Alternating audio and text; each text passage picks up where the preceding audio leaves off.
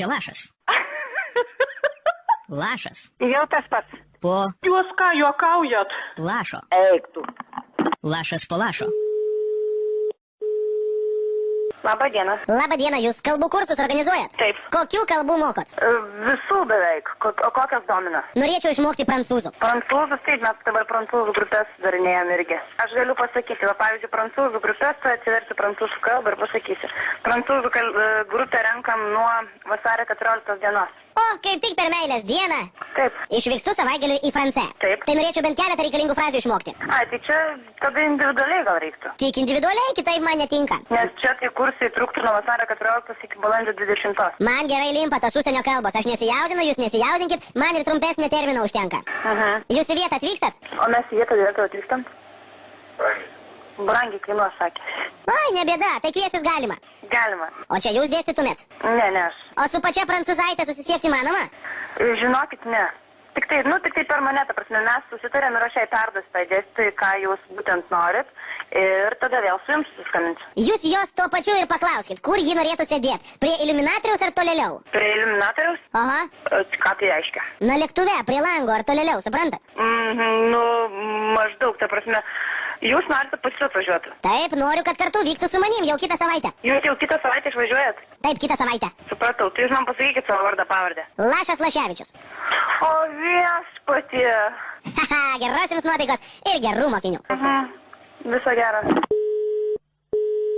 Labą dieną. Labą dieną, jūs kalbos kursus organizuojat? Taip. Norėčiau prancūzų išmokti. Prancūzų, ar ne? Tai aš turėčiau jūs pirmiausiai užregistruoti ir tada pasižiūrėsim, jeigu yra atitinkamas žmonių skaičius grupėje, mes tada galime organizuoti kursus. Aš į kelionę vykstu, tai norėčiau ką nors reikalingo sužinoti, išmokti. O kada jūs jau šiandien norit? Aha, šiandien. Šiandien norit išmokti? O, taip. Nu, taip greitai niekas nesigauna. Aš su kalbomis problemų neturiu, jūs nesijaudinkit. Nu, matot, iš tikrųjų, gal jūs ir esat, aš nebejoju jūsų atmintim visą kitą, bet organizaciniai reikalai taip greitai neina. Jūs pabandykit viską ten greičiau čikimiki paderinti, nes jau bilietai užsakyti ir man, ir mokytojui. Oi, dar net išvykti reikėtų. Taip, dėl to ir skambinu. Noriu žinoti, ar šalia iliuminatoriaus sėdės, ar tolėliau. O ką, kaip mokytoja važiuoti 3 dienoms, nelabai suprantu. Aš viską apmoku. Nu, tiesiog aš su šito negaliu, čia reikia jau konkrečiai su ją aiškinti, nesuprantat, jiнаigi turi ir dar dirba ir mokykloje.